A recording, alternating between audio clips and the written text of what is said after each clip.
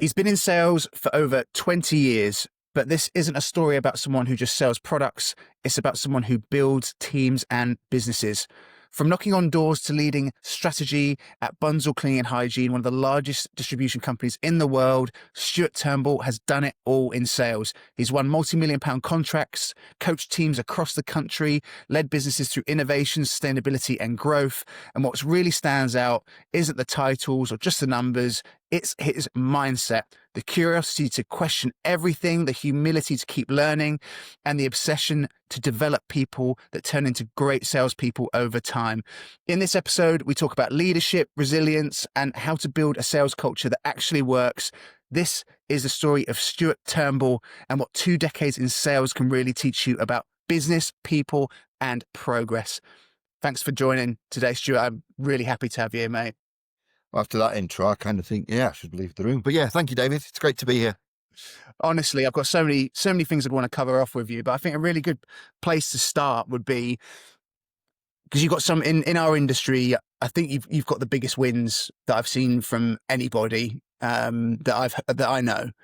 What were your biggest years in sales, and how did you make it happen? What was the secret sauce? Biggest years in sales, Christ. Do you know what? I'm going to go back to when I started with Ecolab. I think it was my second or third year with Ecolab. And Ecolab were going through some changes, and they decided they were going to split the sales team.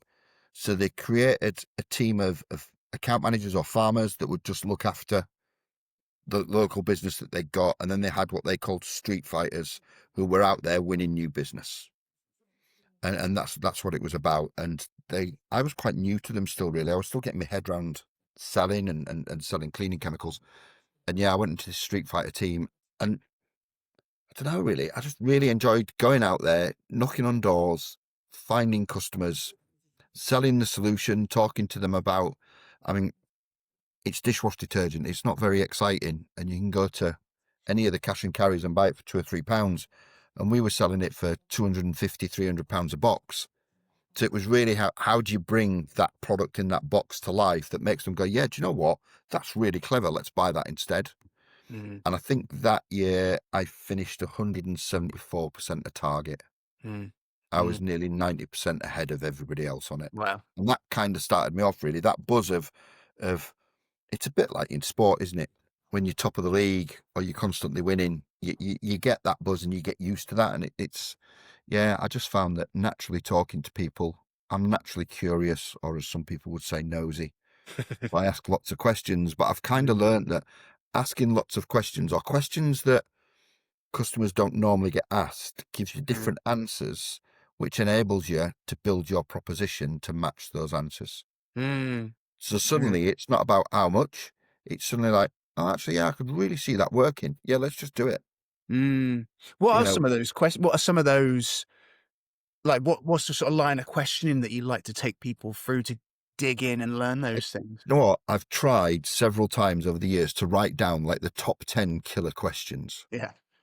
But you can't, because every question is different to each scenario. So you couldn't just go with a generic question.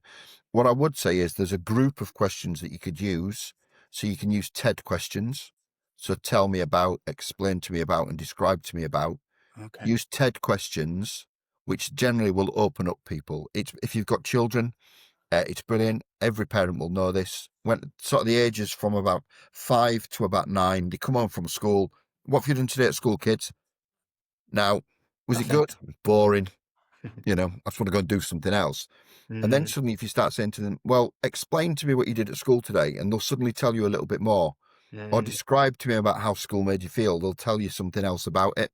My daughter in the end just turned around and went, stop that sales shit on me, Dad. I'm not doing it anymore. But it gets them open up. And that's kind of what I've done, really. I practice my questions just in everyday life. When you're talking to people, is ask more curious questions. I use the phrase poke and prod people, but really understand them and challenge sort of what they're saying, because that's when you start really making them think about it. And if they've really thought about something But then when you come back with a solution, they've kind of got that emotional response to it. They're like, oh, yeah, no, actually, I did say that. I really thought about that question and Mm, really thought about what's going on. So mm. yes, that's what I tend to do, is use those questions daily. Yeah, yeah. It seems like those questions. Recently, I've been doing a lot of reading about just how we like to tell stories, like the science of storytelling. I'd never really gone deep into it in the last year. I've been really thinking about it a lot, and it seems like those type of questions there are like you're giving them the opportunity to tell a story, and they'll Yeah, do it. people generally like the sound of their own voice. Yeah, And, I remember, the early years of sales, I would sit in a lot of meetings like this, yeah. literally reminding myself to shut up. And I still do it now. If I'm in a meeting, I'll still sit and I'll cover my mouth, because that's my message to me, or to remind me, don't talk, just listen. Mm, Listen to what's going on. mm, And then when the time's right, or when something comes up, is really ask that probing question, or that really intense question that makes that person sit there, sometimes stops them in their tracks and makes them sit there and go, actually, oh yeah, I need to think about this. I haven't really thought that through. mm, Uh, mm, I remember, God, you are racking my brains. I did a training course years ago, and they brought actors in, and the scenario was about this company wanted to advertise this new product that they were launching, and they wanted hot air balloons all over Europe. And the actor's like, yeah, hot air balloons and everything else. And I was like, right, okay, so how are you going to do it? Oh, well, we haven't really worked that out yet. I said, well, have you got a budget? No, we haven't really worked that out. I was like, okay. I said, so describe how you're going to feel if the whole of Europe's major cities had a hot air balloon over each city with your product on it. Oh, and the guy's like, yeah, that'd be amazing. That'd be fantastic. I went, brilliant. Give me £3 million. I'll do it for you. mm, And he went, oh, no, we haven't got £3 million. I went, right. So we've now got a budget to work to. So I kept going down that road. And it was kind of that question about opening them up. And afterwards, when we were doing the debrief, they were like, he goes, you literally gave me nowhere to go. He said, it was so uncomfortable trying to avoid your question. He goes, or trying to avoid answering it. And I just couldn't. In the end, I had to tell you mm. something, because you weren't going to let me go. And I was Yeah. kind of like, yeah. And that's kind of where you take it, really. It's that push people. It sounds horrible, but you're pushing people into a place where perhaps they don't want to tell you, because they want to try and keep something close to the chests, Mm, because that's their strategy, that's their buyer. Because we remember now, they're professional buyers as well. They're not idiots they've brought off the street to do it. They're mm, professional buyers. So we've got to really open them up and get them talking. mm. I've been speaking to a lot of people recently about buyers, and how I keep hearing from everybody how much it's changing in terms of having to deal with them over the last 5 years, as opposed to probably before COVID. Have you found that as well? What's the experience as a salesperson with buyers now? Is it massively different? The same? I don't think it's massively different. No, I think what's changed for buyers now is they're being held to account more than they were previously. Mm, So whereas before they could, you go to them and say, look, here's £1 million saving of whatever it might be. Stop buying this product, buy this one instead, save £1 million. Now they're getting tasked on that. Prove that £1 million. We're seeing it with a lot of sustainability, with a lot of the greenwashing that came out. People are now like, actually, yeah, prove to me that this is going to save the planet, or this is going to reduce that much carbon. So it's that evidence based. And mm, that's kind of the detail.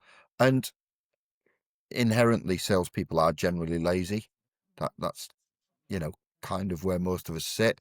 So suddenly having to produce more detail or more facts and figures is they see it as, oh, it's really hard to deal with. Buyers are more difficult to deal with. No, the reality is we've just got to be more professional and better at our job mm, and do what we say we're going to do. mm. And actually provide data, evidence, Yeah. what you're saying Yeah, to back and it's it not up. difficult to do. There's plenty of tools out there to use it. I mean, Christ, AI is changing our world every day. But, we had Excel for years that could produce data, PowerPoint, all sorts of different things we could use to create data and Mm, dashboards for people. It was just about taking a bit of time out to do it and use it.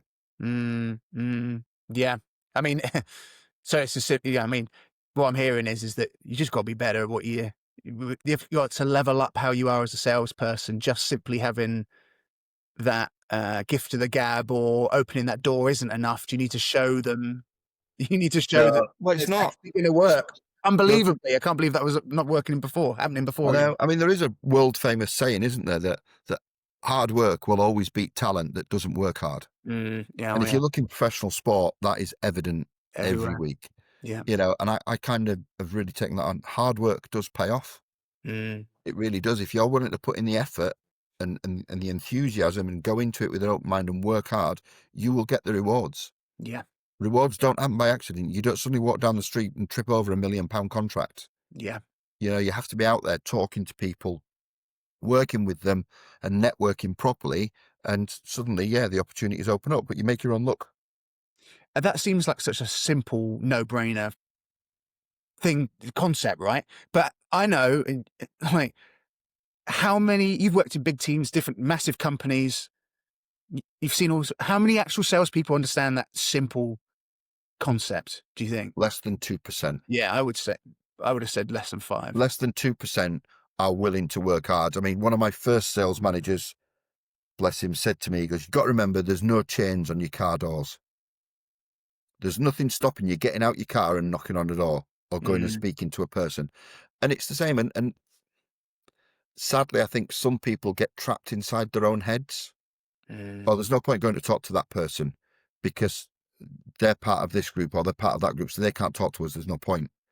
But mm, that's just short term. You're looking at that person in his current role. But if you talk to that person, get to know them, if they move, you've kind of got an easier introduction there. Now, I've spoke to you before. You mm, know who I am. And yeah, all right, you know I'm going to come and talk to you. And I think people accept now that they're going to get sold to mm, and that they've got a process that they will follow. So I just think that, yeah, take the chains off your own head mm, and get out there and knock on doors really and work hard. Work hard costs nothing. Effort mm, costs nothing. mhm, mhm, It's that, again, you look at professional sport, it's that stuff, that hidden stuff that nobody really sees. You're not smashing in the goal every day, but it's all mm, that hard work and effort that you've put in on the training field mhm. that allows you to be in the right place at the right time to then knock the ball in the net. And Yeah, that sales is very much like that. And there's yeah. a lot to be learned from professional sport, and professional salespeople should be, it's a very similar role really in Mm. the effort and hard work that you have to put in. Are you finding that 2%, is that, was it 10% at one time? Is it going down? Is it always been that? I think it's always been that low. Okay. I think it's always been that low. I think there's more publicity out there now. It's easier for average salespeople to become better just by reading the internet and finding things out. If they're Mm, willing to do that, then they can learn some of this stuff very quickly. I mm, think so that the knowledge share's got a lot better. mm, mm. Well, Absolutely, you it don't has. have to be a genius to figure out the secret sauce, do you? It's not unachievable for the average person. You can upskill yourself to get to that. Oh, absolutely, can. But people forget though the responsibility of learning. Everyone goes, "Oh, I left that business. I didn't get any development." Right, okay, but what did you do yourself to help your development? Mm, The only person that can develop you is is you. you. Yeah, it's very, very, that's a really good point. And I think that even, when I started selling things, there were 2 or 3 individuals that were exceptional, that Mm, stood out, that won all the awards, that were always top of the table. And then there was everybody else. mm, And I kind of thought, I want to be in that top percentage. I want to be known and respected for being really good at what I do and winning, mm, mm, and that's what I did. I'd have loved to have done it in professional sport, but I couldn't be bothered putting in the hours of training required, and the physicality of beating my body up wouldn't have been very good. mm, mm. Well, sales is the closest you can get to sport in a working sense, isn't it? Really. It is. It is. And it's that It's sort of, it's that hard work and effort and constant development. The only person that's sat in every sales call that I've ever done is me. mm, So I'm the only one that could honestly tell you how I did in that call. Where did I go wrong? What opportunity did I miss? What question didn't I ask? What should I have said? I'm the only one that can do that. So I'm the only one that can honestly reflect on that and think, right, how do mm, I get better? What do I do mm, differently next time? mm. Mhm, mhm. It's while you're talking there, one of the things that I see on LinkedIn a lot, actually, I hear from a lot of sales leaders, you know, I don't always know how to react to it when they ask me the question or when I see it, because I think I know some of the answer, but I think you've touched some of it there. I always constantly hear either, where have all the good salespeople gone, or why are there no good salespeople out there? I constantly get asked that question. And when I when There I are good salespeople out there. Just some of them haven't realised that they're good salespeople yet. They've not quite made the click. And it's Mm, hard to explain really how it happens. I think so I referee rugby union and I have done now. I'm in my 30th season doing it. And it's been brilliant. I've had such a good time and I've learned an awful lot about myself in doing it. And I remember I had a coach for a while, which is, you could equate it to similar to having a sales manager. And I was doing a game once and I went away to Scotland on holiday and I refereed a couple of games while I was in Scotland. Completely different environment, completely different type of rugby. Really enjoyed myself. And when I came back from that, my coach came to watch me again in the game and he was like, right. He goes, what's changed? He goes, something's changed. He goes, because you are much better than you were last time I watched you. mm, And I was like, I don't know. And it was literally, it was like a little switch had gone off. And some of it's about confidence and about mm, the way that you carry yourself, but it was mm, mainly about his experience. So mm, putting yourself into more situations, mm, more sales calls, which goes back to that hard work, knock on more doors, ask more questions, speak to more people, you learn and you're constantly fine tuning what you mm, do so that, mm, 20 years on now, I'm fairly confident within about 5 questions, I'll be able to work out how good the opportunity is mm, and how selfish I am with my time now as to whether it's worth me investing time in doing it. And Yeah, that's what you want. you feel Y- like systemized it, haven't you? Yeah, In you want, experience. you don't want the 1980s style of grabbing a phone book and starting at A and not going to stop until you've got to Z. Mm, That's that. Yes, that is hard work, but it's kind of wasteful because mm, 99% of that is not going to be the right people to be yeah, ringing. yeah, But it's about being able to, or be smart enough to identify who are the right people.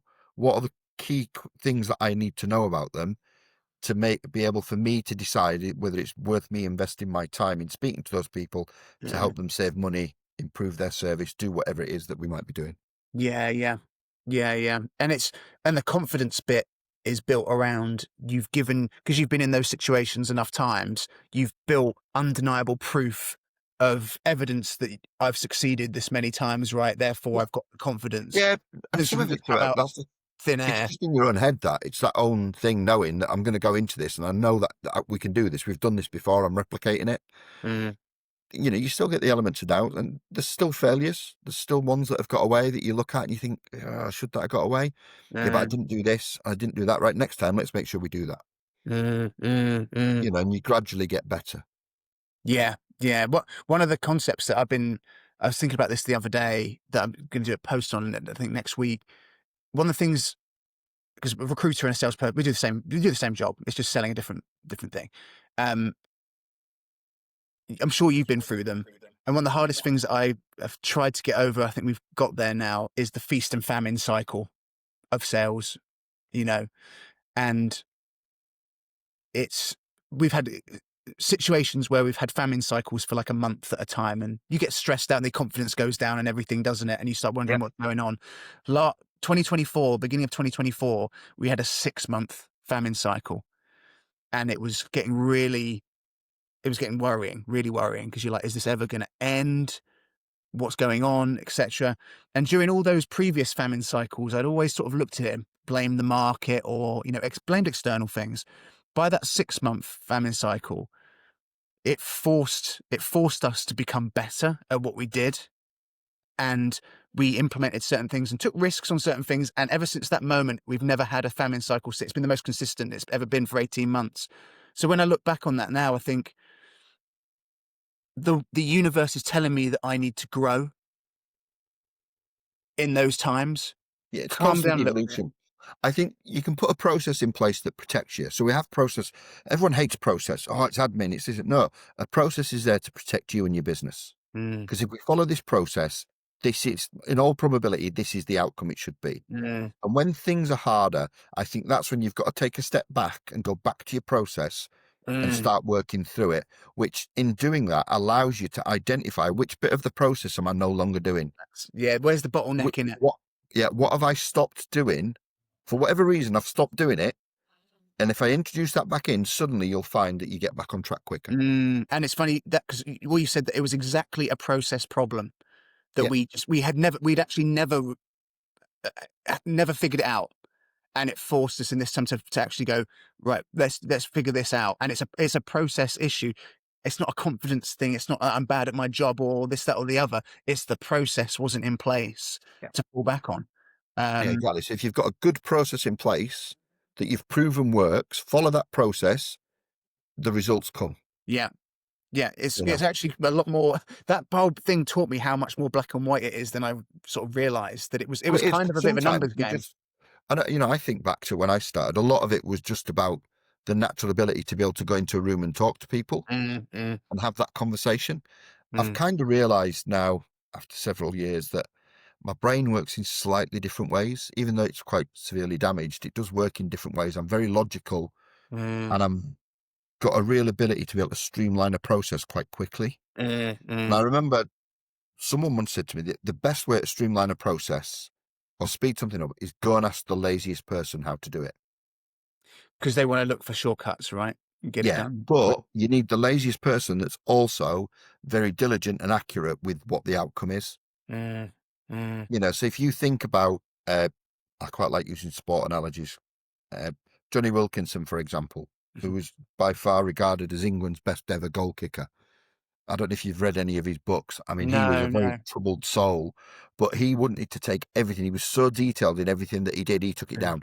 And when he was training, he'd start practicing with the ball, and his first goal is to kick it between the posts. That's just his first one, between the posts. Then he'd narrow it down. So now he wants it to go through the middle of the posts. mm, And by the end of the session, he's trying to kick the ball into his grand's arms, who sat behind the posts 5 rows up. And he would literally do that. He would keep kicking until he'd do that. And he was mm. driving himself insane. And he got introduced to a personal trainer while he was at Newcastle, who he called Blackie, was his nickname. I can't remember his first name. And he kind of taught him that, yes, that perfection is brilliant, but what we need to do is, for your own health and sort of mindset, you need to be able to just relax that a little bit. So yes, we still want perfection, but how do we speed that process up and get Mm, into that we're still kicking into granny's pocket, but if we do miss occasionally, we're not going to go and jump off a cliff. And so that is what he was doing when he didn't get it into Grand's Yeah. arms. He Oh would yeah, be no, he's up quite a and kill troubled himself on it. soul.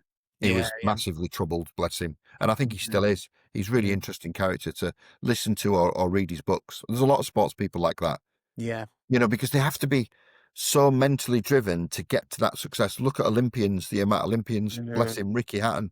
Look at how mm, troubled poor Ricky's been, mm, mm, or was. It's terrible, really, that he got to that point where he's gone, oh, yeah, this world's better off without me. mm, And it's like, yeah, mm. but you achieved all this great stuff. And it's like, yeah, I know I did, but I've kind of stopped that now, and they can't cope that step back. Yeah, yeah. So, yeah, It's that almost all of the most successful people in any field end up being quite troubled. It's like a fuel, that fuel to prove yourself or whatever for love or whatever it is. It is it's a deep fuel, isn't it? But also, once you've it's a retired or dangerous, whatever it yeah, is, it's a dangerous fuel. dangerous fuel. Yeah, it runs hot, but it's going to burn through quickly, isn't it? Yeah. So, Yeah. yeah, in Which is every why you single get one. a lot of people burn out quite quickly. They don't manage themselves properly, Yeah. which is why I kind of think if you get better at being able to identify opportunities that are good opportunities, and you can focus on those, you can save yourself a lot of burnout and heartache by discounting ones that aren't quite going to work. Yeah, yeah, Focus on the ones that you can get that quick and easy win. yeah, Although they're yeah, not easy, those quicker wins yeah. knocks you over. At least guaranteed or close to guaranteed. They're going to happen, aren't they? Yeah. Yeah, Yeah, it's yeah. People talk about low hanging fruits, whatever analogy we give them, but the ones that you can turn over quickly. yeah, yeah, yeah. When I first started in recruitment, when I worked at Michael Page, I'm not sure if I told you this before, but as a company, we only had a 25% fill rate for clients, so you'd fail 75% of the time, basically, and that burnt me out big time. I just hated failing all the time, and it's because the process was win as many clients as humanly possible, don't put any time into them, 25% will come off. It's like, okay, that those numbers work But that's sort of, but it burns you out as a salesperson having that type of experience. the old double glazing analogy, though, isn't it? Knocking enough doors and someone will say yes. This is it. Yeah. Yeah, Yeah. instead of walking down the street first and looking at which houses have already got double glazing, right? Let's not knock on those doors because they're just going to say no. Yeah. So Yeah. it's about, and I suppose this is what people need to get better at. And I think this is part of the reason we're going to go off piece now, sorry.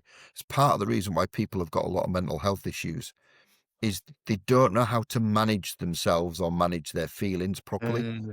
So yeah, like you say, if you got a row of houses with 1,000 houses on it, you set someone, go and sell everyone on person on that street some double glazing, and you've got 10 people with you, I'd say 60% of them will just start knocking on day one or door one and will finish on door 100. And at the end of it, be physically exhausted, mentally browbeaten, and completely done. The more successful ones will walk up and down the street at least twice to identify houses that they think have got more opportunity to do it. It might be a slightly run-down house, but they've got a shiny new car on the driveway. Well, they've obviously got a little bit of spare money. So let's go and knock on them first. Yeah. And try and manage their own emotions, really, to do that. And I kind of think as humans, we should get better at that, really. We've kind of forgotten that life's hard sometimes and life's tough. And yeah, sometimes you have got to pull your socks up and put your big boy pants on and go out the house even though you don't want to. Yeah, totally. And that piece there you're talking about there as well, and that what you're essentially saying with the double glazing there is qualifying, aren't you, as well? You're qualifying the opportunity. And I think it's difficult, especially when I was younger, you probably had the same, is that you don't want to say, you think you're saying no to business, even if it seems like, it's going to be good. You don't want to say no to, but really you do have to. You qualified it that it's going to be a nightmare customer, or that you see red flags and stuff. You know what? I've been here before. I'm not going to do it. But at the beginning, it's a difficult thing. I think you control what you can control. That's all you can do. You can only, in everything in life, you can only control what you can control. So in the refereeing's terms, I've worked with younger referees and I've coached several of them, which is really interesting. And they're like, oh yeah, but this happened and that happened. It was a rubbish game. And it's like, yeah, it could be a rubbish game because 30 people have got to turn up and buy into playing rugby. And if for whatever reason they don't want to play rugby on that day, it doesn't matter how good you are as an individual, as a referee, you can't change how they play rugby. You can only control what you can control, which is one, how you look and how you turn up. Two, how much knowledge you've put into it. How much do you know about the law, or in sales cases, about your product? And three, how you conduct yourself in that situation. That's all you can control, really. You can't control whether the person's going to say yes or no. You can give them enough information and enough knowledge that they can make a decision that's educated, that hopefully is, yes, I want to buy your stuff. But some people you can't sell to. They're not interested for whatever reason. They don't want it, and they're the ones you've got to be grown up enough to stand up and go, do you know what? This is not for me. Yeah, it's not for me. And I always think, do you want to be a Kia dealership or do you want to be a Bugatti dealership? Yeah. Well, Kia will buy 1,000 cars, stack them up in a forecourt and sell them with £500 to £1,000 off. And they'll sell them all and they'll make a small amount of money. Whereas a Bugatti will open the doors and will try and sell one car every 6 months. But the one car they sell, they'll make 4 or 5 million out of. Yeah. From where do you want to be? And you've kind of got to work out in your sales career, where do I want to be? What type of dealership do I want to work in? What type of salesperson do I want to be in?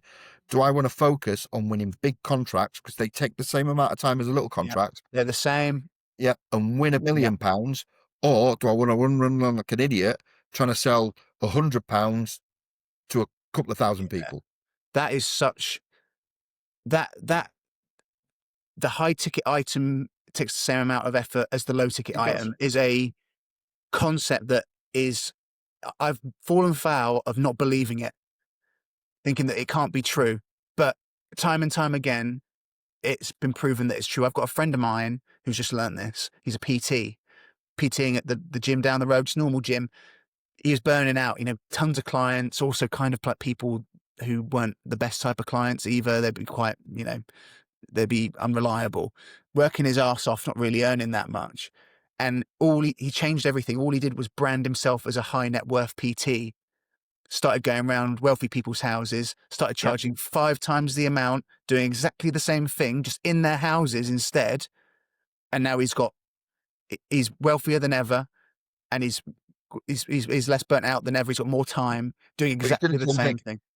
Exactly so. And it's the same in sales. And it's like, you can learn your skills while you're doing that low ticket stuff. But then what you want to do is you've got to focus on it. It's kind of like when you're leading sales teams, really. A lot of salespeople that you inherit, that you deal with are so, I've just got to go and knock on doors. I've just got to go and talk to as many people as possible. And I'm kind of like, no, don't, which is a bit of a strange concept for them. I'm like, just step back a little bit. Let's think about our prospect pipeline. Is it a wish list, or have we actually got proper prospects? Yeah. And I kind of think, I Yeah. can get a spreadsheet tomorrow that's got 10,000 names on it. Fantastic. They're not prospects. It's a wish list. What I want to do is do some proper research on 5 or 6 of them and properly qualify them and know why I'm going to go and talk to them. And then when I pick up the phone and speak to them, I'm phoning because you've put this on the website, Mr. Customer, or you've posted this on LinkedIn, Mr. Customer. And guess what? I've got something that will help you do that better, quicker, cheaper, more efficient, whatever it might be. And suddenly they're more willing to talk to you and you can have a business conversation with them as opposed to buy a Kia Picanto because it's only £99 a month. Yeah, I really love that, and I speak to almost no salespeople who do that. Yeah, it's super rare. I mean, there's, one of my flaws in life, I'm really good at pub quizzes. Oh yeah. Because my head's full of random information. Random shit. Yeah. Useless information in there. Yeah. But there's an interesting stat that came out of a sales trainer. I can't remember the guy's name now. But anyway, the stat was most buyers will say no at least 5 times before they buy something. 85% of salespeople will give up on the second no. So if you keep going, even to the 3rd or even the 4th no, you're already in a very small percentage, 15%. There's less than 3% will go to the 5th no. And you kind of think, well, that's the salespeople that are a bit more dogged and a bit more resilient will keep going, knowing that they've got the right product for the right solution. So I'm going to keep going until the customer says no to me 5 times. Interesting. But you're in such a small percentage. Yeah, and you are. And you'll see it all the time in recruitment. Yeah. Salespeople, oh yeah, I can do that job. Brilliant. Prove it. Oh yeah, but I don't track what I've currently done. Well, tell me about what you've currently done. I don't really remember. Well, yeah, whereas a good salesperson will come to you and go, do you know what, David? I've got a career here, and when I was here, I won this, and this is how much it's worth. Off the top of their head as well. Yeah. They know it. They exactly. have to think about Instantly. it. Yeah. And that kind of works, really. And that's and you take that sort of data and that percentage and think, oh, do you know what? I'm one of those people that only goes to 2 no's. I'm going to keep going till the 4th no and see what happens. And suddenly your sales numbers increase. And then you start going up the ladder and you're going up the league table. And suddenly you start feeling good about yourself. And then you're doing the 4th and 5th no without even thinking. Yeah. Because it's just a step in a process. Step in the process with it. Yeah. And it's so funny that you bring that up because I'm not sure if we've spoken about this before, but heavily recommend a book called Never Split the Difference, if you've ever heard of that, by Chris Voss, FBI negotiator. In that book, he talks about how the FBI train negotiation teams. One of the things that he talks about in it is the power of no. And what he does, knowing that those stats are in place with any negotiation that you deal with in life, the 4th, 5th no, and those percentages, the way he does his questioning, he gets the person, whoever he's negotiating with, to get to no's quickly. Instead of asking questions where the customer says yes, he phrases them in a different way to get them to say no. And so it gets those no's out the way quicker, working to those. I've not thought of it that way, but that's super smart. So asking a different question. Yeah, that's it. I mean, one of the ones that one of the first Ecolab sales trainers that I worked with, he was brilliant, and he used to, because it was a lot more ready to use product back in the day, and he'd like, right, when you go, if we were trying to sell a certain product, whatever it might be, I'll get an additional line into a customer. You go into the customer and we used to have the old pilot's flight cases because we carried a lot of product with us. And we'd go in and we'd pick a bottle out and just put it on the desk, and we wouldn't say anything about it. We'd just leave it on the desk.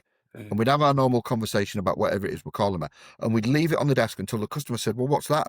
And it'd be like, no, you don't want that. That's too expensive for you. You said your budget's quite tight, so you can't afford that one. I'll just put it. Yeah, but what is it? No, but it's not for you. You can't afford it. You're not having it. And put it back. And it's that suddenly when you're telling someone they can't have it, they're like, No, I can. I can afford that. I've got enough money. Oh, right. Okay, so let's. And you've manipulated them into doing something that they What a didn't want to do. crazy concept that you can do that with cleaning products. If you can do it with that, the power of that thing is within everything, Yeah, isn't it? yeah. It's not. I mean, it's that. There was an example of that. I mean, when I was at college, I worked part time at Halfords, Hmm. which was ace, and that was a big thing about that. With Halfords was talking to people that had come into the store at the shelf, and the first thing you were trained to do was to take the product off the shelf and give it to the customer. Mm, Get it in their hands. If it's in their hands, they're more likely to buy it. mm, mm. And it was exactly the same process. I see the same thing happen every time I go to my local guitar store. Yeah, The guy who runs it, he just gets me to hold guitars. yeah. I go in there and I hold 5 of them. I've never bought one You yet, will, but yeah, you will. because they know that same thing, right? You get people holding it and they start thinking about themselves with it, and then It's that the emotional attachment. emotional attachment to it. Yeah, That's yeah, what it yeah. is. It's emotionally attached to it. It's Very, interesting. very I clever. always think, I do. Halfords was quite interesting, really. We did learn quite a lot. They were starting to go on a bit of a journey around how can we sell more. We get enough people in the shop, but how do we sell?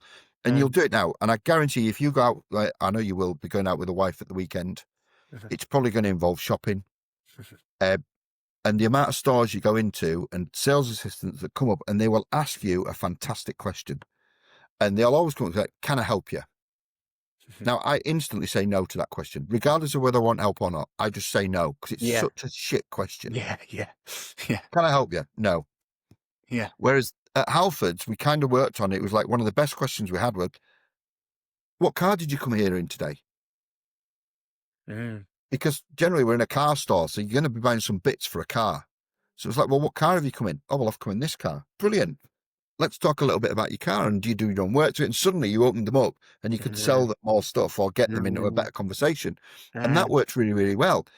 Uh, and I kind of think you're a bit like that with when you're knocking on doors. One of the things I always showed the teams is most people don't like knocking on doors. And they walk in and they knock on the door and they go, uh, can I sell you some stuff, please? And they go, mm, no, we don't see salespeople. And I get the real arse about it when people say to me, you're just a rep. And I get proper stroppy. And I've walked out of places before now. And I remember doing it once with an old sales manager of mine. And he was mortally embarrassed because she said, you just a sales rep. And I said, are you just a receptionist then? Do you just answer phones? yeah, yeah, yeah. And she got really arsey and stroppy. I went, no, I'm not. I'm a business manager and I've come here to help you do something about the environment and stop killing fish in the river systems. We Yeah. don't kill fish in the river systems. I went, you do. The dishwash detergent you're using kills fish in river systems. That's why there's a label on it that says it kills fish. It Mm, doesn't. I went, go and get a label. Go and have a look. And then, they suddenly look at it and you think, oh, actually, I'm here trying, who's in charge of the purchasing around it, or who's in charge of environmental? So you're asking a different question. mm, Or before that receptionist, can I have some help, please? mm, mm. Nobody ever says no if you ask them for help. Yeah. Can I have some help? I need to talk to the person that's responsible for buying the cleaning chemicals for your kitchen or for your housekeeping or for whatever it might be for the school. Who's in charge of that? Mm, Oh, well, it's this person. Brilliant. How do I get hold of them? mm, And suddenly you've broken down that barrier from I'm just knocking on a door and they're most likely going to say no to me. And that person who some people will call the gatekeeper is suddenly becoming a friend. The gatekeeper is a step in the process. mm, mm, Don't dismiss them, or be rude to them because they are a step in the process and they can help you get to where you need to be quicker. mm, mm, And again, I should be writing mm, these down, David, but you're recording it. So we're all right. Killer questions to ask the gatekeepers. Brilliant. They tell you the person, when's the best time to get hold of that person? mm, How do I get hold of them? I don't just want to send them an email because I don't know what to send them. So what mm, information am I going to? When's the best time to get hold of them? When can I speak to them? mm, And 9 times out of 10, they'll tell you. mm, mm, Really. But it's mm, just mm. think outside the box. Think I had a sales guy I spoke to. He was quite an old chap. He worked for a distributor, a local distributor, and thinking outside the box. What he used to do is when he went on door knocking, he sold cleaning hygiene supplies, catering supplies, and such. But when he went door knocking, and there was the signs that said no salespeople and whatnot, he'd go in and they'd say no salespeople, and he would then say, "Oh, sorry, I didn't see it, but I actually sell these signs." he would take signs in and Yeah. sell them to them. Because he was like, I didn't see it. Here's a better one. So just like a bigger, brighter one. And then he'd have that conversation with them. And it would open up the doors. But also from there on out, they always remembered him as the guy who sold the signs. So they couldn't turn him away. Yeah. Yeah, You know, exactly. That's quite interesting. that I do was remember always. an ex-colleague of mine who was brilliant. He's an absolutely fantastic chap.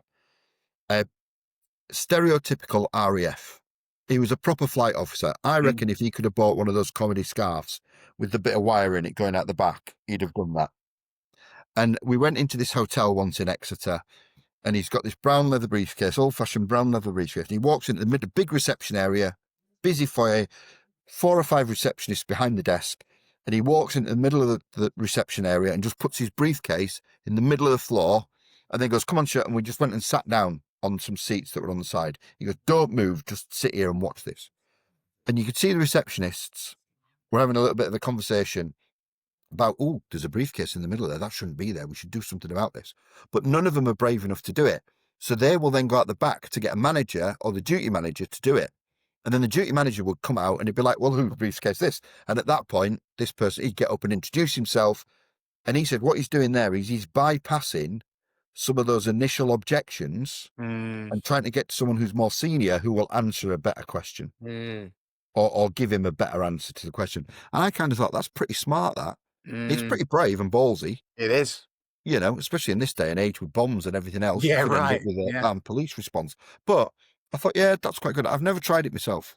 Yeah, you got to be. Yeah, I mean, probably in this day and age, you'd probably get to somebody more important sooner. To be honest, Yeah. probably. Yeah, You exactly. know, that's a yeah. I love stuff like that. I love stuff like that. One thing I wanted to ask you about, which having worked with you for a while and spoken to you about this a few times, I think is really important, is leading by example. I think you lead by example really, really well. You're in the trenches doing the thing. It sounds to me that you don't ever you don't expect someone to do something that you would not do and don't do No, in absolutely. sales Stay function. relevant. Stay relevant. If you expect someone to go and sell some products with solution-based sales, do it yourself. Because otherwise, how do you coach someone to be better? You know, and I know there is an argument, and there's been lots of studies about it, that you can learn to coach and just go and do things without actually having that experience. But again, in sport, there's a great analogy, or certainly in the refereeing world, there is. Those who can't referee will become assessors. So they're assessing people who referee. And those that can't assess will become coaches. And it's kind of like, no, I want to be respected for being really good at what I do. So that means I've still got to do it, which is why I love my current role, because my current role isn't just about managing people. It's about delivering numbers myself. I've got my own target, and I will always have my own target. In every role I take, I will always want a target, and I always want to be able to deliver that target and do it good, because salespeople or team members will generally respect someone more if they're doing it. Respect's earned. It's not guaranteed. Just because I've got a badge on that says I'm a director or I'm a manager doesn't mean I'm entitled to your respect. You know, respect comes from, actually, I respect this person. I'm going to listen to him because that's what he delivers. He's delivered numbers. He's won a £5 million contract at a 30-40% margin. He's done that. You know, he manages customers, he manages sites, he does that. So why wouldn't I listen to that person? Because he's doing it. It's more as a soldier on the ground, you are more inspired by the leader then, aren't you? Credibility, to take what they say seriously. And also you feel like, when I think about leaders I've had who are like that, you feel like you want to reciprocate it because they're doing it. It sort of gets you a buy-in that even stronger. I love company conferences are brilliant. And, you know, I've been lucky. I've worked for some big organizations and gone to, 300-400 people. And there's one person on the stage and they're, banging the drum. They're trying to motivate you to go and do stuff. And I find it interesting. I mean, I've been lucky. I've worked with some really, really great leaders, and I've worked for some leaders that I suspect aren't great leaders. But you come out of that audience and you'll come out and there's a buzz. As the auditorium empties, there's a buzz and people are talking about things. Yeah, I'm going to go and do this. Because that person on stage has inspired you to go and do something. And we see Mm, this in world leaders all the time. They've inspired you to go and do something. Something about what they've said or the way they've said it means they're credible. mm, And you want to buy into that. There's other people that go on stage and you listen to them and they're saying things and they want you to go and do it, but there's no credibility to what they're saying. mm, They're just on the stage reading a speech. And I kind of look at those sort of people and going, why am I going to do that? I'm not going to go and jump off a cliff for you, mm, or in sporting analogies, look at some of the Lions tours, some of the great Lions speeches, the Jim Telfer one where he's like, this is our Everest, mm, those guys there went onto that pitch and would literally die on that field for everyone else on that field. mm, mm, And it's that you try to inspire into your teams. So to have credibility that shows that you know what you're talking about, you're not just here because you think you should be, you're mm. there because I've done this and I want to continue doing this. That buys credibility. And that's what you want. You want people in your corner fighting for you and producing results. Yeah, yeah. And then that's because you look at, like, I don't know, like an Alexander the Great, right? Front line, win in with the troops love and die for him. Yep. You can't help but not want to do for that person what they are doing for you. It's just a natural human thing, to It is, reciprocate, but isn't it? that's how you create it. It's a culture, isn't it? People talk Mm, about work cultures. I like a work culture where I work hard because I want to be successful, but I mm, want everybody else in the team to work hard as well because we need to be successful as a team or as an organization. mm, And you can see companies going through it, and you look at organizations and you can see them where they're working hard and they're successful. Something happens in the culture and there's a bit of a switch off and a few people start switching off and then it starts on a downward spiral, and 2 or 3 years later they're scratching around and there's big pressure and people are getting shouted at and talked at, and it's not a nice environment to be in because they've lost that culture, they've lost that trust. mm, mm. Yeah, very much so. And one of the things that um I'd be interested what you think about this, because you talk about the difference between those leaders who have got that credibility and those who don't. When it comes to leading teams, I always ask sales leaders whenever I'm on a call with them. One of my first questions to them is, "Why are you a leader? Why did you want to become a leader or a manager?" It's a really good question, that. And I've always just naturally found that the people who are the most inspiring, who get the best feedback from the people I've placed in those teams, always have the same answer. And it's the ones who say, I became a leader because I want to help other people succeed. Absolutely. There's something quite uh, it's brilliant hitting numbers, earning lots of money, commission structure like that. There's something more powerful around there's the modern phenomenon now where people are wandering around a supermarket and will just go and pay for someone's shopping. I don't know if you've seen it on, it started on TikTok. Really? There's quite a lot of it on YouTube now as well. Yeah. And literally, there's someone, and it's a bit strange because they're kind of judging the people based on what they look like while they're at the checkout. But if Mm, you imagine they're at the self-checkout and everything else, they've got to the point, they're about to put the card on the machine, and this person walks past and taps the machine and just walks off. mm, And they're like, yeah, I did a really good deed today. I paid for someone else's shopping. And it's mm, that person's like, oh my God, I suppose it's a kind gesture. And mm, it's doing that. And it's the same as, when you're managing a person or a salesperson or any it doesn't matter whether they're sales, but managing any person, and you see them develop and grow as an individual, mm, and you help them go along a journey. And I kind of think, I've met people throughout my career that have helped me and developed me and spent time with me, and kind of, I suppose it's a bit like being a parent and coached them and got them into an area and given them some mm, values. And it's kind of, yeah, that's more rewarding than smashing sales numbers. Seeing someone else outgrow the organization or mm, outperform it is brilliant. mm. It's, Yes. I think you've got to, because I'm sure that at some point in your career that you go from being selfish salesperson into that person, right? You probably aren't born as that person. I don't think a lot of people are born as that I person. think some people are, some people aren't. I think some of it's about control. Okay. I kind of think that there's a lot of people will think, as a sales manager, I don't want my team to develop. They're all good at doing what they're doing. And if they're good at doing what they're doing, I hit my numbers. Uh-huh. So I want to keep them. It's selfish. Mm, I want to keep them. I don't want them to develop. mm, I mm, don't want them to get better. And I kind of think, well, that's great for you as an individual. Congratulations. But it's a very selfish outlook on it. Whereas what you could do is develop them a little bit, show them some stuff, make them better, and have 2 years where you absolutely fly, and then the next year you build it up again. Mm. And I kind of think for area salespeople, there should be a 3 to 5 year cycle. And I think sales managers need to be more honest about that. We You bring make that someone, very clear, which you're one of the only people who makes that, I've seen who has that plan. You sent me the plan the other day of yeah, what that evolution looks like for somebody. I've never seen anyone put it in that way before, because I think everybody, at least from where I'm sat, most of the time they go into it, and I think it's a good thing. They go into it thinking that that person's going to be there for a very long time, and that's not necessarily yeah, a bad thing, but it's yeah, probably not reality, though. it's not. Really. It's not really. If you, I mean, I remember when I first started dealing with recruitment agents. Sorry, David. It wasn't Michael Page. It was another well-known national brand that begins with B. And they used to talk about in part of their pitching, trying to get you to join their recruitment agency at the time, was they kept talking about the bell curve. So as a salespeople, when you start off quite low, and gradually your sales build up, and you get better and better and better, and you might move into national accounts, and your earnings are going up, and you get to the top.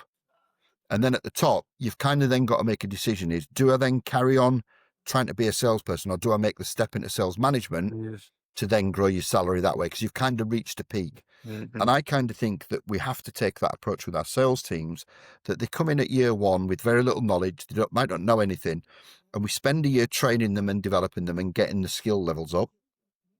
We then have a good 12 to 18 months of them being successful and delivering on the numbers that we want. Then in year 3, naturally as a person, they will be looking for what's my next step. Because if you're constantly reviewing your own performance, you want to be going to the next level. Your goal isn't to be the best area sales manager. Your goal is to be, I want to be a sales director, an MD, whatever Business it might be. owner, You've got whatever it they're is. on a journey. So we Yeah. have to embrace that journey and say, right, okay, yeah, we've got to this stage now. Year 3, we either need to start developing them in something else and give them a different path and an opportunity to keep them with the business. But if the business is big enough, if the business isn't big enough, we have to accept that in that year, they're going to move. Mm, And we're mm, going to lose them, which is fine. Good luck to them. We've given them everything we can and they move on and go, we need to then go and find the next person and start the cycle again. mm, And I think it goes back to that responsibility piece. You know, I talk a lot about it, that I'm responsible for me and I'm responsible for my own development because I'm the only person that's gone to every one of my sales calls. And I will spend a lot of time reflecting on my own performance to make sure that I'm better, uh, which mainly has come from my refereeing side of things, really.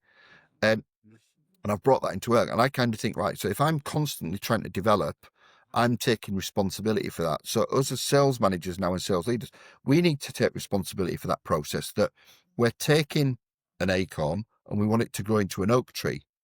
mm, But the field or the garden that we've got can only cope with an oak tree of a certain size. mm, And when it gets to a point, we either need to trim it back and change it, or we need to move it to a different location to let it carry on growing. And that's mm, kind of what we need to do, is embrace that and take mm. responsibility for it. And don't shy away from it. No, I think that's Yeah, key of it. Don't shy away from, yeah. and embrace that it's It's actually an reality. ideal reality, kind of, It is kind is. of what you want, isn't it? Yeah, we should be encouraging everybody to get better. Yeah. And I think the tough pill to swallow on that is that first year, isn't it, for a lot of places? Because it's to give somebody time like that. I've had this experience a few months ago. There's a startup business that I helped. Really cool company. Um, Very young, only five people in there. They wanted to hire their first BDM, and they ended up taking two of the people we put forward. And I begged them not to take the second person, because every time a startup takes two instead of one, it doesn't work out. There's just not enough resource and Yeah. support and training, you know, in a company that size. And that's exactly what happened, because the the mentor ends up being completely stretched. Now I've got two people, underestimates it. And now that you've now got half the budget that you had to keep someone as long now. So if you had Now is the 12 months time. available, then you've got 6 months now You can't, to do you it. can't deliver results in 6 months. Yeah. You know, there's got to be, I love it when, you know, you're going for roles, and I've done this. Oh, we want a 90-day plan. All right, okay, That's cool. the My 90-day standard. plan is I'm going to turn up to work for 90 days. There's my plan. Because So, that's all you can commit to at the start. mhm. You know, you can't say, oh, I'm going to do this, I'm going to go and do that. Because it depends what happens. And, you know, the first 30 days, really, you're just learning the company. You're trying to remember everybody's names. Yep. Yep. Yep. You know, and there might not be a process in place for a new starter. Yep. So, Mhm. some companies, you know, and I've seen them and I've worked in a few of them. Here's some keys. There's a catalogue. Your car's outside. There's a list of customers. Off you go. Yep. Yep. You know, come back if you need any help. Oh, Yep. I need some help with this, please. Oh, yeah. Well, yeah. No, we used to deal with them. It's 5 years. They should be doing a lot more. Brilliant, but they're not. Mhm. I need some help. Oh, yeah, but I don't really know much. And it's kind of like, no, I my main focus on is process. So it's about understanding our customers, and generally it kind of fits into 4 boxes for me. It's who they are as a business. What do they do? Who do they do it for, and why do they do it? What they're going to do in the future, and what's stopping them from doing it. And if we're kind of asking questions around those 4 things, that gives you a basis for a business plan that you can then take forward with that customer over the next few months. Mm. So they might currently be spending £1,000, but in the future, you know, they're going to open a new division that's going to focus on cleaning kitchens, deep cleaning kitchens. There's a whole range of product lines here and a whole different range of PPE required and everything else. Here you go, Mr. Customer. These are all the products that you need for that. There you go. And suddenly you've got extra revenue. So the customer's getting extra revenue, you're getting extra revenue. It's a win-win, and we carry on growing. But having that Mm. basis and that basic understanding of the customer, you know, I love it when people say they're leaving, write a handover document and they write Sarah's Cafe, Sarah's in charge, here's a phone number. Well, what else? What do they do? Who do they serve? How many covers have they got? Oh, I don't know that. All right, okay. So is it Sarah's business? Yeah, it's Sarah's business. Then you go and see the customer and you meet Sarah. It turns out she's one of 5 business partners. The Mm. other 4 just aren't in there all the time. They just kind of gave her some money to let her get on with it. And Mm. they've all got an influence into it. And 2 of them aren't happy because they're vegans and she's selling sausage and bacon. Mhm. Mhm. So it's suddenly like, well, if you get all that information out, you can create a business plan and go forward. I mean, Mm. that's quite a obvious example, but it's kind of what you can uncover. Mm. Mm. Understand your customer and Understanding. sell to your customer's needs. Yeah. Yeah. Yeah. One of the big things on that as well, I think that I find from sales and marketing is even before that step is knowing where your customers are, where do they hang out? Who are your Because customers? yeah, knowing your customers, where are they reachable alone? You Yeah. know, it's But it's also what sort of customer do you want? yeah, and which ones you want? Yeah, You know, yeah, if you were to write down an ideal prospect and what they look like and think, right, that's my ideal prospect. Now apply that to your customer list. How many of those customers don't fall into being an ideal prospect? yeah, And yeah. I did this with one of the roles that I went into. It was a branch-based business, and we used to sell an awful lot to sub-distribution. Mhm, mhm, And I went in, and sub-distribution was generally a 20 or 30% lower margin, mhm, but they were quite big orders, so they filled a lot of the vans up because, you know, it was big order. And people used to think it was great. Yeah, no, it's really good business. I was like, no, it's not. It's rubbish business. Shit business, yeah. Just stop. And I cut them off. Well, no, I didn't. I wrote to them all and told them they were getting a 50% price increase. Mm, And if they took the 50% price increase, we'd carry on supplying them. If they didn't take the 50%, they were getting closed. mm, And the sales team were like, no, Stuart, this is nuts. I went, it's not nuts. But watch what happens is most of them will leave us. So we're no longer supporting the competition. mm, That mm, means you've got more opportunity because currently, because we're supplying that distributor, you can't visit any of his customers because that's the arrangement that we've got. mm, Suddenly, you stop supplying that distributor, all his customers become your prospects. mm, mm, And we can do it at a better margin. mhm, So we mhm, become more profitable as business. And we can provide a better service because our vans are no longer full up delivering stuff to our competitors. mm, mm, mm. Yeah, within 6 months, we were twice as profitable and selling much more to direct end users. Yeah, yeah. It's So simple stuff, though. it's simple, but people just see the number, don't they? And they don't look beyond, they see, and that might not be profitable number. No, It, it, exactly. And it, it's also as well, it's I'm going to use my sports analogy again because I love it. Refereeing's dead simple. Can you be in the right place to make a credible decision? mm, Have you got the intelligence to understand what the right decision is? And then have you got the balls to do it? mm. And that's literally That's the what, name of that game, isn't it? yeah, That that's is, what refereeing. yeah. Sales is very similar. Mm, Can you put yourself to be in the right position to make a credible solution for a customer? And then have you got the balls to ask for the order or the balls mm, to follow the strategy through, which in my case, the strategy was cut off sub-distribution, which was going to cost us a certain amount of money. And yeah, I mean, one of the big companies I worked for, and I still argue this now, and I'm arguing it now, my current man, is the right thing to do for the environment currently and to stop producing plastic is two things. We need to stop selling bleach and we need to stop selling ready-to-use product.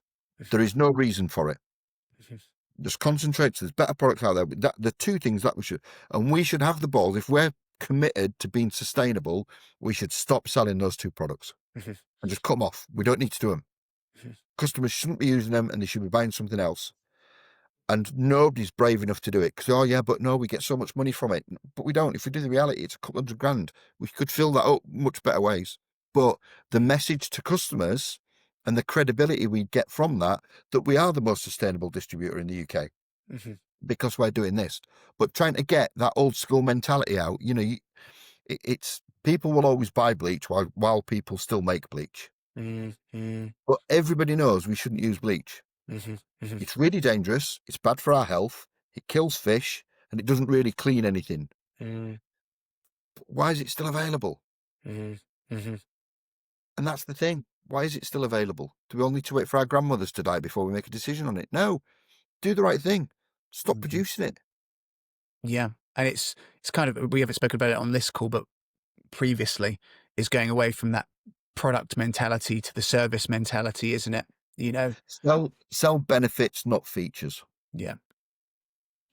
Everyone talks about, sales training used to be features and benefits, but we're almost one. Features are completely irrelevant if there's no benefit to them. What's the point? This car fits in this tiny little parking space. Brilliant. There's no parking spaces that small, so what's the point? Yeah, and it's kind of, I think you sell benefit, not feature, but the benefit needs to be what the customer's looking for. Yeah, totally. And just before we finish up, I've just been thinking when you're talking about the because you've brought up the referee, I've got another refereeing question in a second, but if I was your personal branding person, I'd rebrand all your stuff as Stuart Turnbull, the sales ref. That's what I'd have you as. And that's because all of your refereeing analogies seem like it fits so well with, like I say, I never planned to be a rugby referee, but I kind of had to because I got injured so much when I was younger. Yeah. But it's been fantastic. I've absolutely loved it. It's been an amazing journey, and I've refereed in some places that I'd never be able to play rugby, and it's been great. But it teaches you so much about yourself and pressure, how to cope with pressure, how to buy yourself some time, how to that power of silence that people talk about a lot, which everyone's quite scared of, but it really does make you think about that. Yeah, and also quick reactions, how to deal with things quickly to diffuse situations or to stop things from escalating. So no, it is good. Is there anything? Is there any other big? And likewise, has there been anything sales that you've taken to refereeing as well? Has there been anything that's sort of crossed the boundary the other way? I think questioning again, that ability to be able to talk to people and find common ground, I think is quite important because I'm not the biggest person in the world, and some of the rugby players these days are huge. And if you've watched any of the pre build-ups to them and anything else, they're literally confessing to murder before they go out on a pitch. And Lee Evans sums it up really, really well. If you have a chance, Google Lee Evans rugby referee sketch. I've seen it. We used to be our family. And it's literally these big monsters are breathing down your neck, and you're trying to explain to them why what they've done is completely unacceptable, and that you're either going to send them off or you're going to give a penalty or whatever it might be that's going to cost them the game. And they're all looking at you with dagger. And it's kind of like, no, guys, listen, this is what happened, and this is why I have to do this. Yeah. And if it had happened to you, you'd expect me to do the same. So it's about consistent and everything else, and bringing them back down to that level. So yeah, it's tone of voice, I Yeah. think, and that ability to be able to just take a step back and go, deep breath. This is what's happening, and this is why it's happening. Yeah. Yeah. It's the ability to communicate clearly and It's understand your audience. Yeah, yeah, yeah, get it. And to diffuse the emotion out of the scenario, like get rid of it, disappear the emotion is the emotion's really powerful, and there's times where we need emotion. Generally, you want buyers to make emotional decisions because they're mm, longer lasting. It's a more powerful sale. But there are times when you don't want emotion. We mm, don't want any emotion at all. We want to be very clear and concise about what we're communicating here, mm, and everyone to be on the same page. So yeah, yeah, yeah, it's kind of. I think that refereeing's made me a better person and enabled me to have a clearer insight into what's going on. I've got a better understanding of myself and how I cope with pressure mm. and things like that. And it generally has a knock-on effect in the rest of your life. And a better understanding of the humans as well, right? You got to understand how a person's brain works.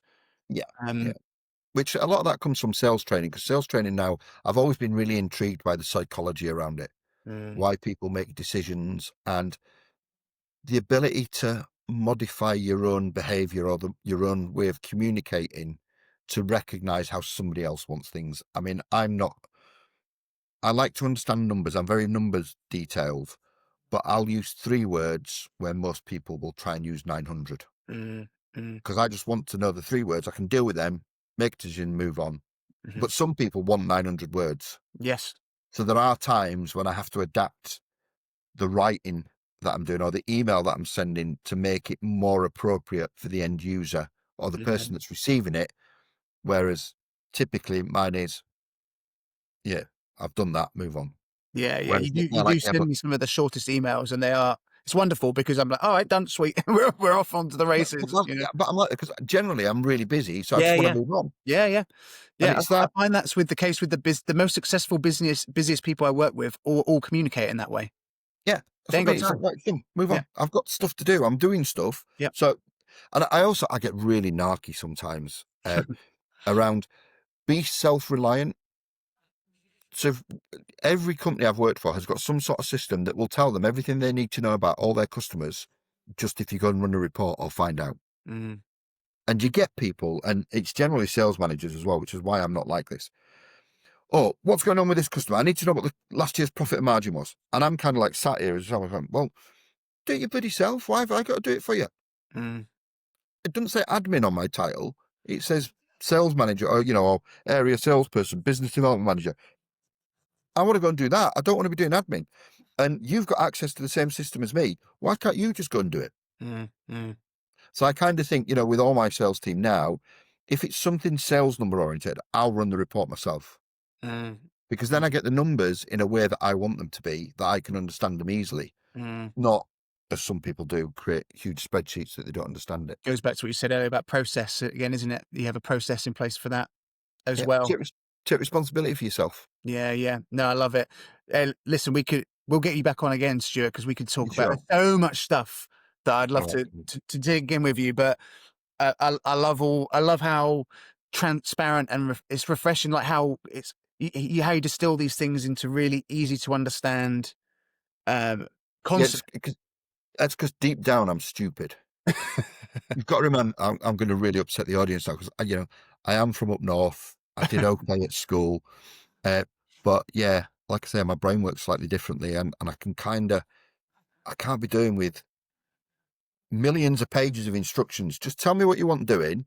Yeah. If there's a specific way to do it that's legally compliant, then that's fine. I'll do it. But if not, I'm going to do it myself, and I'll get to the end result, and I'll do it as quickly as possible, Yeah. because there's going to be something more exciting that I want to go and do. Yeah. Really, but yeah, I've always been like that.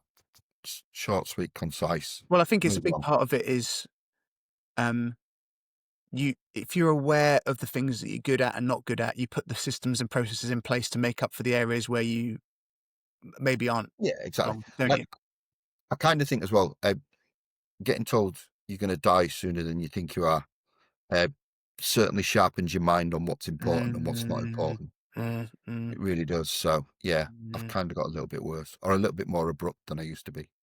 Well, you know that your time is so valuable, isn't it? Yeah, and maybe that, that's something maybe we can talk about next time, 'cause it's a Yeah, fantastic story and so much that could be learnt from that. But yeah, thanks for absolutely. joining me, Stuart. No, Love thank you speaking for the with you, invite. mate. Been It's really good been fun. yeah, it's been great. It's been great. Well, when I press stop here, we'll hang around for a few seconds to have a Cool. quick word and Yeah. we'll go from there. All right.